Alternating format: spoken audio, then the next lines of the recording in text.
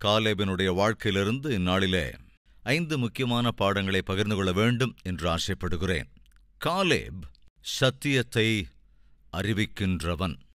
எண்ணாகமத்தின் புஸ்தகம் 13வது அதிகாரம் 30வது வசனம். தப்பான காரியத்தை சொன்னவர்களின் நிலைமையை கூட நாம் வாசித்து விடலாம். அதே அதிகாரத்தின் 27வது வசனத்திலிருந்து, அவர்கள் மோசேயை நோக்கி, நீர் எங்களை அனுப்பின தேசத்துக்கு நாங்கள் போய் வந்தோம், அது பாலும் தேனும் ஓடுகிற தேசம்தான். என்ன சொல்றாங்க? ஐயோ, அது சாதாரணமான தேசம் இல்ல, பாலும் தேனும் ஓடுகிற தேசம்தான். அதன் கனிகள் எவ்வளவு பெருசா அற்புதமான பழங்களா இருக்கு பாருங்க.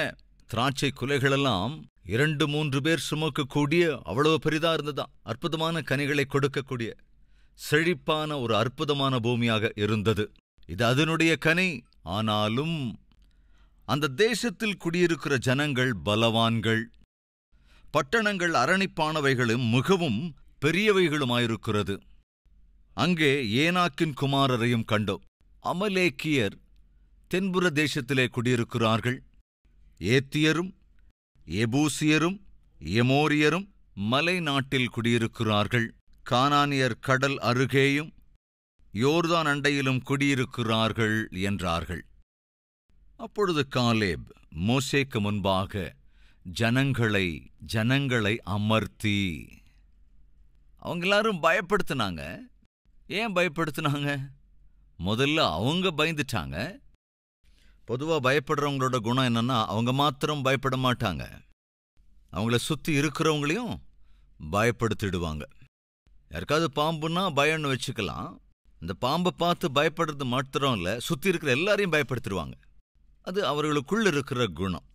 இந்த 10 பேர் பயந்துட்டாங்கங்க. அவங்க பயந்தது மட்டும் இல்லாமல் திரும்ப இங்க வந்து லட்சக்கணக்கானவங்கள, அந்த இஸ்ரவேல் ஜனங்களை பயப்படுத்துறாங்க. அவர்கள் தந்த அந்த தவறான செய்தி, சத்தியமற்ற பிரச்சாரம் லட்சக்கணக்கானோர் அந்த வனாந்தரத்தில் சாகும்படி செய்தது. அப்படிப்பட்ட சமயத்தில் காலேப் ஒரு முடிவெடுக்கிறான். 10 பேர் எனக்கு விரோதமாக பேசினாலும் சரி, நான் கட்டாயம் சத்தியத்தை தான் தெரியப்படுத்துவேன். சாதாரணமா 10 பேர் ஒரு விஷயத்தை சொல்லும்போது யோசுவாவும் காலேபும் முழுமையா அப்படியே அவங்க கொடுத்த அந்த ரிப்போர்ட்டுக்கு எதிராக இவங்க பேசினாங்கன்னா அவங்க என்ன கேட்பாங்க? உனக்கு என்ன பைத்தியமா? 12 பேர்ல 10 பேர் ஒரே காரியத்தை சொல்றாங்க. அப்போ 10 பேர் சொல்றது செல்லுபடியாகுமா, இல்லை 2 பேர் சொல்றது செல்லுபடியாகுமா? 12 பேர்ல 10 பேர் ஒரு சைடு, 2 பேர் மட்டும் அடுத்த சைடு. அப்ப யார் ஜெயிக்குவாங்க? அந்த 10 பேர் தான் ஜெயிச்சாங்க. அவங்க 10 பேர் தான் ஜெயிப்பாங்கன்னு தெரிஞ்சிருந்தும் கூட காலேப் தனக்கு தெரிந்த சத்தியத்தை தன்னிடத்துல மறைச்சு வைக்காம வெளிப்படையா அறிவிச்சான். முதலாவது, காலேப் சத்தியத்தை மறைத்து வைக்க முயற்சி செய்யல. தனக்கு தெரிந்த சத்தியத்தை அவன் எல்லோருக்கும் அறிவித்தான். சகோதர சகோதரிகளே, நாமும் காலேப் மாதிரி தான் இருக்கணும். ஏனென்றால் நாம் தெரிந்திருக்கிற சத்தியத்தை மறைத்து வைப்பது நல்லதல்ல. நமக்கு தெரிந்த சத்தியத்தை மறைத்து வைப்பது தீங்கு.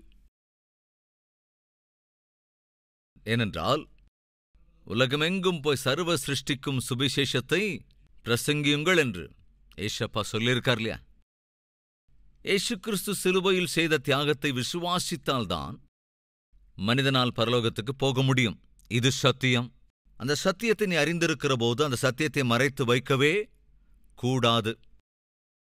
காலேப் எவ்விதத்தில் அந்த சத்தியத்தை மறைத்து வைக்கவில்லையோ, அதேபோல நீயும் நானும் சத்தியத்தை மறைத்து வைப்பது கூடாது என்ற சத்தியத்தை மறந்துவிடக்கூடாது. அவர்கள் கொண்டு வந்த அந்த report, it was based on their side but not on faith. கவனிங்க, அவர்கள் கொடுத்த ரிப்போர்ட் என்ன? அவர்கள் கண்களால் பார்த்ததை ரிப்போர்ட்டா கொடுத்தாங்க. காலேபும் அதை பார்த்தான், யோசுவாவும் பார்த்தான். அவர்கள் இருவருமே அதே தேசத்தை பார்த்தபோது பாலும் தேனும் ஓடுகிற தேசமாக அந்த தேசம் காணப்பட்டது. பிளஸ் ஏனோக்கியர்களும் இருந்தார்கள், மிகுந்த பலமுள்ள பராக்கிரமசாலிகளும் இருந்தார்கள். அங்கே இருந்ததான ஏத்தியர், அமலேக்கியர்கள், இன்னும் எபூசியர், எமோரியர், இவர்கள் எல்லாருமே அங்க இருக்கத்தான் செஞ்சாங்க. இந்த 10 பேருக்கு காணப்பட்ட மிகவும் பலம் வாய்ந்த அந்த பிரஜைகள் காலேபுக்கும் காணப்பட்டாங்க, யோசுவாவுக்கும் காணப்பட்டாங்க. ஆனால் எதற்காக காலேபுக்கு அவர்களை நம்மால் முறியடிக்க முடியும் அப்படின்னு தோணுச்சு? யோசிச்சு பாருங்க. எதற்காக காலேபும் யோசுவாவும் இவங்க என்ன அவங்கள பார்க்கறாங்க? எதுக்காக அவங்களுடைய உருவத்தை பார்க்கறாங்க? எதுக்கு அவங்களுடைய பலத்தை நாம பார்க்கணும்? நாம பார்க்க வேண்டியது அவங்கள உருவத்தையோ அவங்களுடைய பலத்தையோ இல்ல. நாம் பார்க்க வேண்டியது தேவன் நமக்கு அருளி இருக்கிற வார்த்தையை தானே. தேவன் நம்மோடு பேசி இருக்கிறார், அவர் நமக்கு வாக்கு பண்ணி இருக்கிறார். பார்வோனை விட பெரியவங்களா அவங்க? பார்வோன ராஜ்யத்தை விட இவங்க ராஜ்யம் பெருசா? எகிப்தை விட பெரிய ராஜ்யம் இவர்களுடைய ராஜ்யமா என்ன? எகிப்து ராஜ்யத்திலிருந்தே தேவன் நம்மை வெளியே மீட்டுக் கொண்டு வந்து விட்டார். பார்வோனை போன்ற ஒரு மகா சக்கரவர்த்தியையே தலைவணங்கச் செய்து விட்டார். அப்படி பார்வோனை தலைவணங்கச் செய்வதற்கு தேவன் சமுத்திரத்தில் இருக்கிற தண்ணீரை, நதியில் இருக்கிற நீரை ரத்தமாக அவர் மாற்றினார். எகிப்து தேசம் முழுவதையும் இருளுக்கு ஒப்புக் கொடுத்தார். இப்படி எவ்வளவோ அற்புதங்களை செய்தாரே நம் தேவன். சிவந்த சமுத்திரம் தடையாக இருந்தபோது அந்த சிவந்த சமுத்திரத்தை இரண்டாக பிளந்து விட்டார். அப்பேற்பட்டவர் நம் தேவன். அவ்வளவு அற்புதமானவர். இந்த அற்புதங்களை, ஆச்சரிய காரியங்களை அவங்கெல்லாம் பார்க்கலையாங்க? எல்லாரும் பார்த்தாங்க. அப்போ பார்த்த அற்புதங்களை, ஆச்சரிய காரியங்களை ஏன் அவங்க நினைவில் வச்சுக்கல? சகோதர சகோதரிகளே, தயவு செஞ்சு கவனிக்கணும். நமக்கு இருக்கிற பெயர் என்னங்க? ஆவிக்குரியவர்கள். நம்மள என்ன சொல்றாங்க? ஆவிக்குரியவர்கள் அல்லது விசுவாசிகள். ஒரு நபரை பார்த்து அவர் நல்ல விசுவாசிங்க, அவர் ரொம்ப நல்ல விசுவாசிங்க, நம்ம ரொம்ப நல்ல விசுவாசி அப்படின்னு சொல்றோம் இல்லையா? காலேப் என்ற பேருக்கு என்ன அர்த்தம் தெரியுமா? விசுவாசம். அதே போல அவன் நம்பினாங்க. என்ன நம்பினான்? வாக்குத்தத்தம் கொடுத்த தேவன் நம்பிக்கைக்குரியவர். வாக்குத்தத்த பூமிக்குள் பிரவேசிக்க பண்ணுவேன் என்று சொன்ன தேவன் கட்டாயம் மிகவும் நம்பிக்கைக்குரியவர். கட்டாயம் நம்மை பிரவேசிக்க பண்ணுவார். அன்பு சகோதர சகோதரிகளே, நாம் தேவனை நம்புகிற போது, தேவனுடைய வாக்குத்தத்தங்களை விசுவாசிக்கிற போது, நம் கண்ணுக்கு முன்னால சூழ்நிலை ரொம்ப சாதகமா இல்லாத மாதிரி இருக்கும். அது பயங்கர தடையா இருக்கிற மாதிரி தோணும். இடையூறுகள் ஏராளமா இருக்கும். அபாயமா இருக்கிற மாதிரி கூட தோணும். ஒரு பயங்கர குழப்பமான சூழ்நிலைகளை பார்ப்போம். எது எடுத்தாலும் தடைக்கெல்லாம் இருக்கும். அசாத்தியமானதா கூட தோணும். ஆனால் ஒன்று மாத்திரம் வாஸ்தவம், தேவன் செய்வேன் அப்படின்னு சொன்ன கட்டாயம் செய்தே தீருவார். ஆபிரகாமை பார்த்த தேவன், ஆபிரகாமே, உனக்கு நான் ஒரு குமாரனை தரப்போகிறேன் என்றபோது, கூடாரத்திலே இருந்த கதவுக்கு பின்னால நின்னுகிட்டு இருந்த சாரா என்ன செஞ்சா அப்படிங்கிறத ஒரு முறை சிந்திச்சு பாருங்க. என்ன செஞ்சா? நகைத்தாள். ஆபிரகாமே, நான் உனக்கு ஒரு குமாரனை தரப்போகிறேன் அப்படின்னப்போ சாரா சிரிச்சா. அந்த நகைப்பு எப்படிப்பட்டதென்றால், அந்த தேவனுக்கு ஒருத்தர் கிடைச்சிட்டார். அவர் என்ன சொன்னாலும் நம்புறதுக்கு. தன்னுடைய சரீரத்தை அவள் பார்த்தாள். எனக்கு வயசு 90 கிட்ட ஆகுது. என் வீட்டுக்காரரோட வயசு ஏறக்குறைய 100 ஆயிடுச்சு. கிழவன் கிழவி. இப்போ தேவன் இறங்கி வந்து எங்களுக்கு கர்ப்ப பலனை கொடுப்பாரா அப்படின்னு சிரிச்சா. ஆனால் பைபிள் திட்டவட்டமாய் சொல்லுகிறது, ஆபிரகாம் தேவனை விசுவாசித்தான். விசுவாசித்ததால் தான் அசாத்தியமாக இருந்த கர்ப்ப பலன் சாத்தியமாயிற்று. அன்பு சகோதர சகோதரிகளே, இன்று உன் வாழ்க்கையிலும் அசாத்தியமானவை சாத்தியமாக வேண்டும் என்றால் உன் கண்களுக்கு முன்னால் காணப்படுகிறவைகளை நம்பாத. அது எவ்வளவு அசாத்தியமானதா காணப்பட்டாலும் சரி, அது உனக்கு எவ்வளவு அபாயமா அல்லது ஆபத்துகரமாக தோன்றினாலும் கூட, ஏற்கனவே சொன்னேன் அல்லவா, அதையல்ல நீ நம்ப வேண்டியது. அப்புறம் எதை? தேவன் உனக்கு அருளி இருக்கிற வாக்கு தத்தத்தை. கண்ணுக்கு முன்னால சிவந்த சமுத்திரம் இருக்குங்க.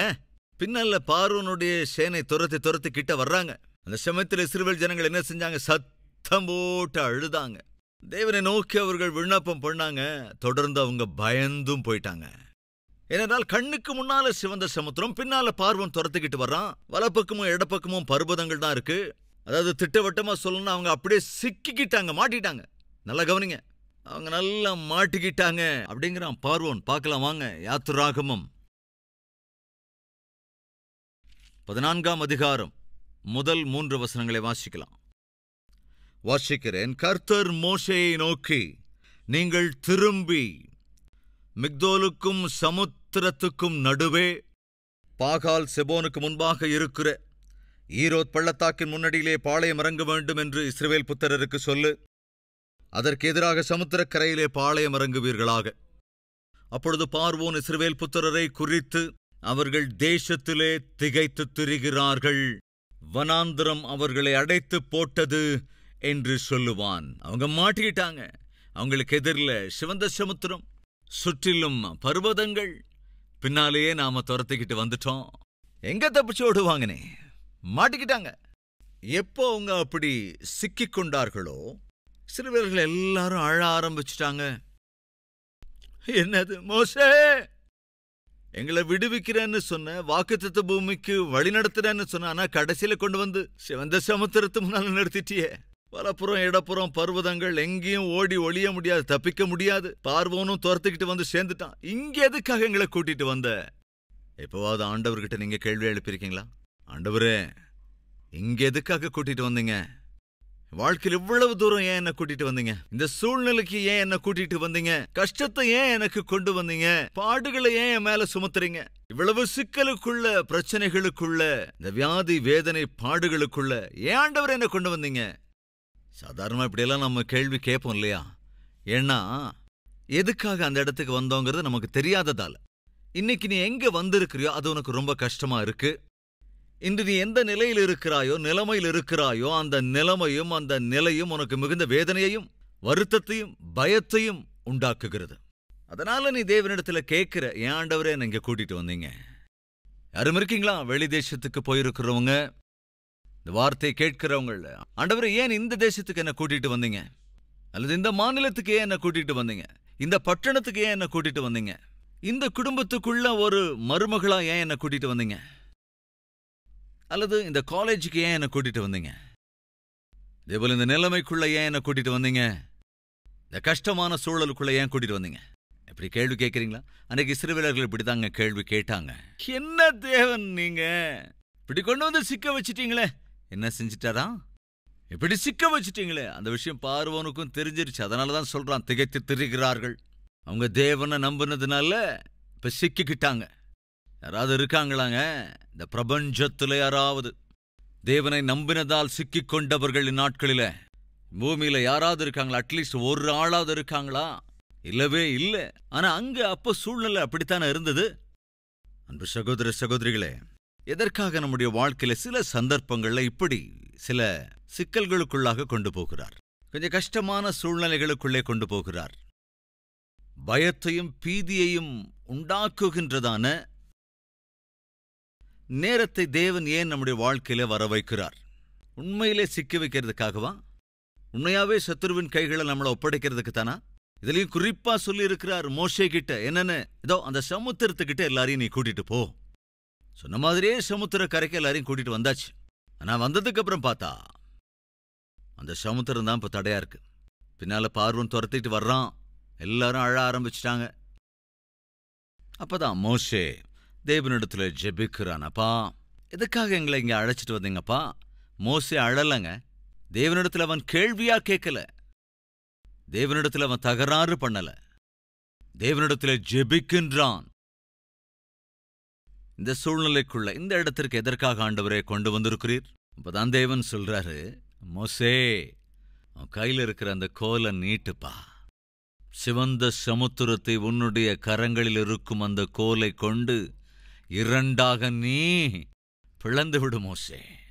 எது உனக்கு தடையாக இருக்கிறதோ, எது உனக்கு அபாயமாக தோன்றுகிறதோ, எது உனக்கு பெரிய இடையூறாக தோன்றுகிறதோ, அதுதாயா உனக்கு வழியா அமையப் போகுது. போ. தேவன் சொன்னபடியே தன் கோலை கொண்டு சிவந்த சமுத்திரத்துக்கு கட்டளையிடுறான். என்னாச்சு?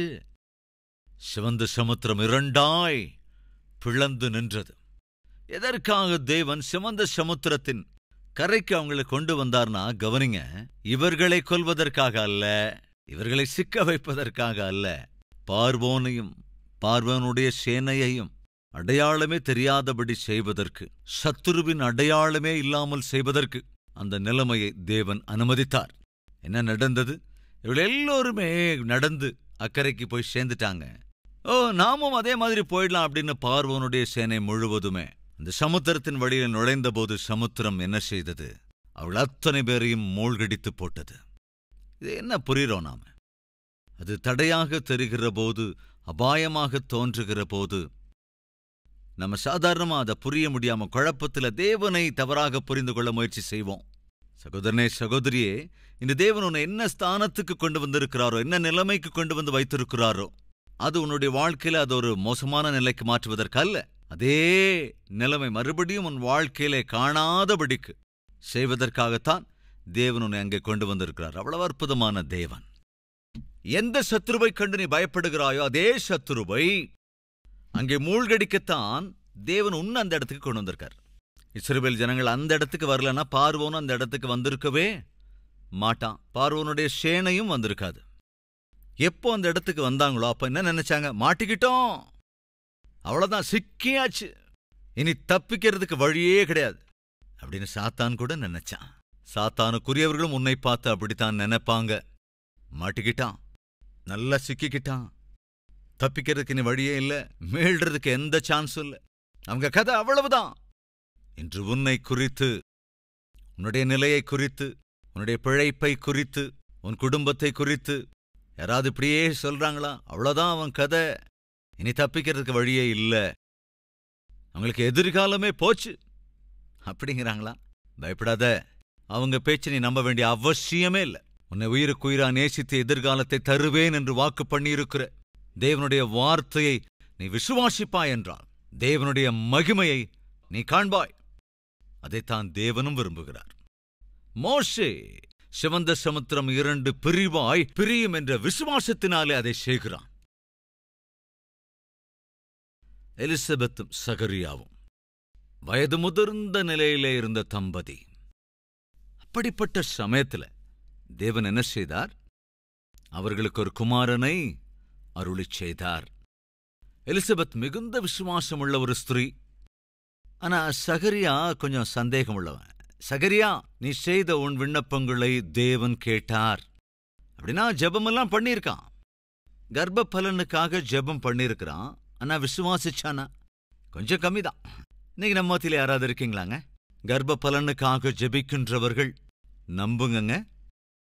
சகரியாவுக்கு தேவனுடைய தூதன் அறிவித்தான். ஆனா சகரியா அதை கொஞ்சம் நம்பல. இந்த நம்பிக்கை அற்றவன் ஒருவேளை வெளியே போய் எலிசபெத்தோட விசுவாசத்தையும் கெடுத்துருவானோ அப்படின்னு தான் தேவன் என்ன செய்றார் கவனிங்க. சகரியாவுடைய வாயை பேச முடியாம ஆக்கிட்டார். ஏனென்றால் இந்த நம்பிக்கை இல்லாத கணவன், கொஞ்சம் அவிசுவாசத்தோடு இருக்கிற கணவன் போய் விசுவாசத்தோடு இருக்கிற எலிசபெத்தின் விசுவாசத்தையும் கெடுத்து போடுவாங்கிறதுனால. அன்பு சகோதர சகோதரிகளை, நான் சொல்ல வருவது என்னவென்றால், யோசுவாவா இருந்தாலும் காலேபா இருந்தாலும் அவங்க யாரு தெரியுமாங்க? கண்ணுக்கு முன்னால இருக்கிறத பார்த்து நம்புறவங்க கிடையாது. இந்த நிலைமைகள் எல்லாவற்றுக்கும் காரணமாக இருக்கிற தேவனைத்தான் அவர்கள் நம்பினார்கள். அந்த நம்பிக்கையின் அடிப்படையில் தான் சத்தியத்தை அறிவிக்கிறாங்க. அது என்ன சத்தியம்? எண்ணாகமம் 13வது அதிகாரம் 30வது வசனம். அப்பொழுது காலேப் மோசேக்கு முன்பாக ஜனங்களை அமர்த்தி, நாம் உடனே போய், நல்ல கவனிங்க, உடனே போய் அதை சுதந்தரித்துக் கொள்ளுவோம். நாம் எளிதாய் அதை ஜெயித்துக் கொள்ளலாம். நமக்கு தேவையான பலம் உண்டு. என்ன பலம்? அவர்களுக்கு இருக்கிற பலம் என்ன? தேவன் இருக்கிறார். அவர்களுக்கு சரீர பலம் உண்டு, நமக்கோ தேவனுடைய வல்லமை உண்டு. அதுதாங்க அவர்களின் நம்பிக்கை. இன்று நீயும் நானும் நம்ப வேண்டியது அதைத்தான். உன் கண்களுக்கு முன்பாக இருக்கிற பிரச்சனை, அது உனக்குத்தான் பிரச்சனையே தவிர தேவனுக்கு பிரச்சனை இல்லவே இல்ல. உன் கண்களுக்கு முன்பு இருக்கிற அசாத்தியம், அது உனக்கு அசாத்தியமே தவிர தேவனுக்கு அது அசாத்தியம் அல்ல. இன்று உன்னுடைய வாழ்க்கையில உனக்கு முன்பு இருக்கிற பிரச்சனைகள் என்ன, இருக்கும் ஆபத்து என்ன, உன்னுடைய பயத்துக்கான காரணம் என்ன?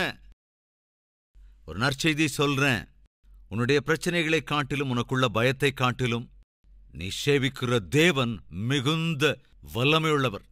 நீ நம்ப வேண்டியது அந்த தேவனைத்தான். அதை விட்டுட்டு நிலைமைகளை அல்லவே அல்ல. கவனிக்கணும். இந்த சத்தியத்தை ஒரு காலம் நாம் மறந்து விடவே கூடாது என்று கேட்டுக்கொள்கிறேன். சத்தியத்தை அறிவிக்கை செய்தவன் தான் அறிந்த சத்தியத்தை தனக்குள்ளே மறைத்து வைத்துக் கொள்ளாமல் அதை அங்கே அறிவித்தான். மறுபடியும் சொல்றேன், அன்று அசத்தியங்களை அறிவித்ததற்காகத்தான் லட்சம் பேர் அழிந்து போனார்கள். இன்றும் கூட அசத்தியத்தை பிரச்சாரம் பண்ற அநேகர் இருக்கிறாங்க. சத்தியத்தை மறைக்கிறவர்களும் அநேகர் இருக்கிறார்கள். சகோதர சகோதரிகளே, சாதாரணமா நாம இப்படி சொல்லுவோம். அது என்னன்னா, சத்தியம் வெளியே போய் சொல்லணும்னு சொல்லி செருப்பு போடுறதுக்கு முன்னாலேயே அசத்தியம் என்ன செய்யுமா? சொல்ல வேண்டியதெல்லாம் சொல்லிட்டு வீட்டுக்கே வந்து சேர்ந்துருமா. அப்படின்னா என்ன அர்த்தம்? சத்தியத்தை விட அசத்தியம்தான் கொஞ்சம் ஸ்பீடாவே இருக்குது. சத்தியத்தை காட்டிலும் அசத்தியம்தான் மிகவும் எளிதில் மிகவும் சுலபமாக பிரபலமும் ஆகிவிடுகிறது. அதே சமயத்தில் சத்தியத்தை அறிந்திருக்கிற நீ மௌனமாயிருந்தால் அசத்தியத்தைத்தான் சத்தியம் என்று மக்கள் நம்பிவிடுவார்கள். எனவே நீயும் நானும் செய்ய வேண்டியது என்னவென்றால், நமக்கு தெரிந்திருக்கிற சத்தியத்தை அதை அறியாதிருக்கிற உலகத்திற்கு அறிவிக்க வேண்டும். அந்த சத்தியம் என்ன? மனிதனை தேவன் உயிருக்குயிராய் நேசித்தார். நேசித்த தேவன் தம்முடைய உயிரையே அந்த மனிதனுக்காக தியாகம் செய்தார். அவர் செய்த தியாகத்தை யார் விசுவாசித்தாலும் அவர்கள் அழிந்து போகாமல் நித்திய ஜீவனை பெற்றுக்கொள்ளும்படிக்கு அவர் தம்முடைய ஜீவனையே கொடுத்திருக்கிறார் என்பது சத்தியம். அந்த சத்தியத்தை நாம் மறைத்து வைக்கவே கூடாது.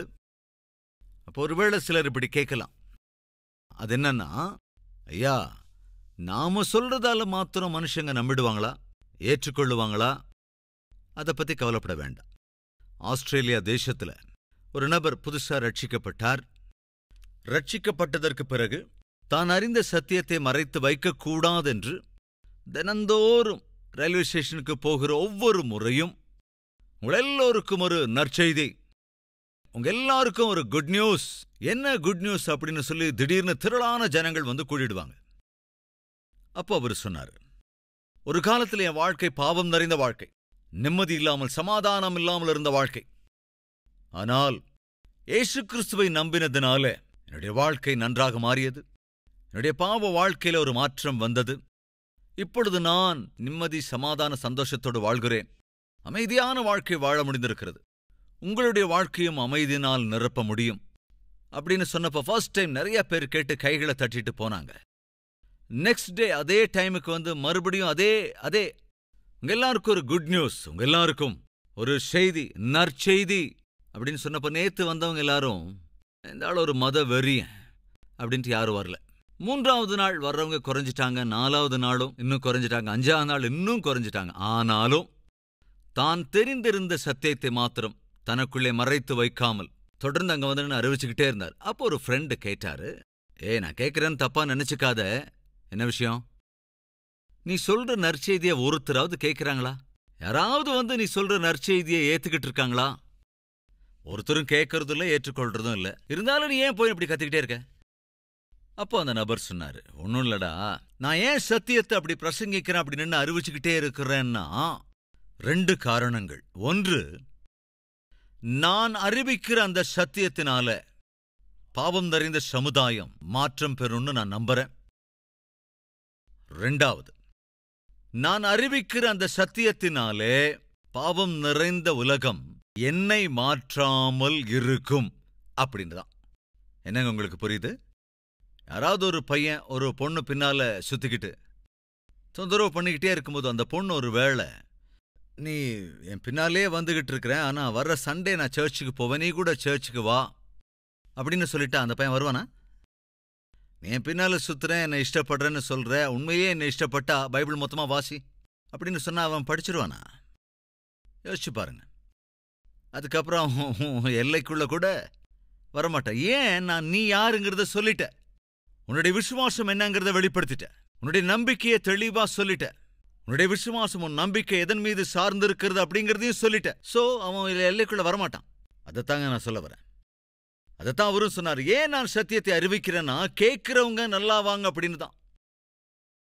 2வது, அப்படி கெட்டு போறவங்க என்னையும் கெடுக்காம இருப்பாங்கன்னு தான். சகோதர சகோதரிகளே, உன் வாழ்க்கையில யாரும் குறுக்கிடாம இருக்கணும்னா முதலாவது நீ என்ன நம்புகிறாயோ அதை அவங்களுக்கு தெரிவிச்சிடணும். உன்னுடைய விசுவாசம் என்ன என்பதை அவர்களுக்கு திட்டவட்டமா நீ தெரியப்படுத்திடணும். அப்படி தெரிவிக்காத போதுதான் அவங்க உனக்குள்ள ஒரு தாக்கத்தை உண்டாக்குறதுக்கான வாய்ப்பு வந்துடும். எனவே தான் சொல்றேன், எங்க இருக்கிறியோ அங்க உன்னுடைய விசுவாசம் என்ன என்பதை கட்டாயம் உன்னை சுற்றி இருக்கிறவர்களுக்கு தெரியப்படுத்துகிற முயற்சி செய். ஏனென்றால் அவங்க ஒருவேளை நல்லாயிடுவாங்க, அதே போல இன்னொரு பக்கம் அவங்களும் உன்னை கெடுக்காம அவங்க பாட்டுக்கு இருப்பாங்க. முதலாவது, சத்தியத்தை அறிவிக்கிறவனாயிருந்தான்.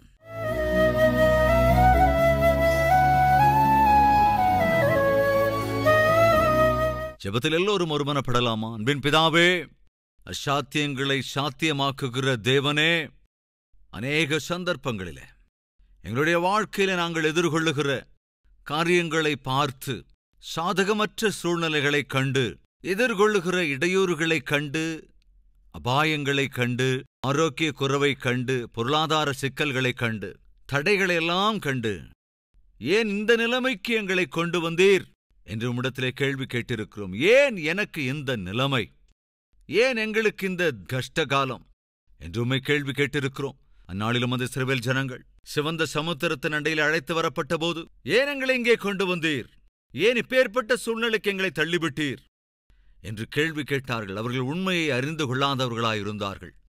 அன்று அவர்களை அங்கே கொண்டு வந்ததற்கு காரணம் அவர்களை மூழ்கடிக்க அல்ல, சத்துருவை இனி காணாதபடி செய்வதற்கு, சத்துருவின் நிழலே இல்லாமல் செய்வதற்கு.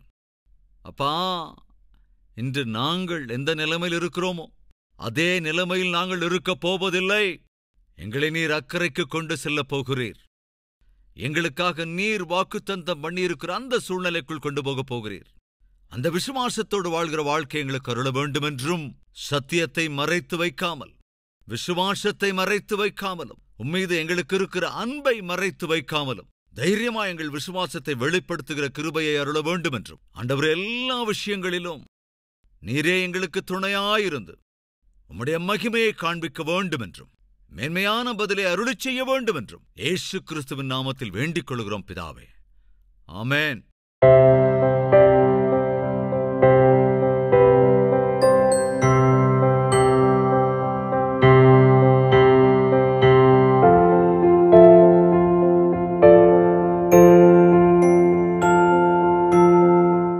Address: Calvary, Post Box number 30, Kukatpalli, Hyderabad 72.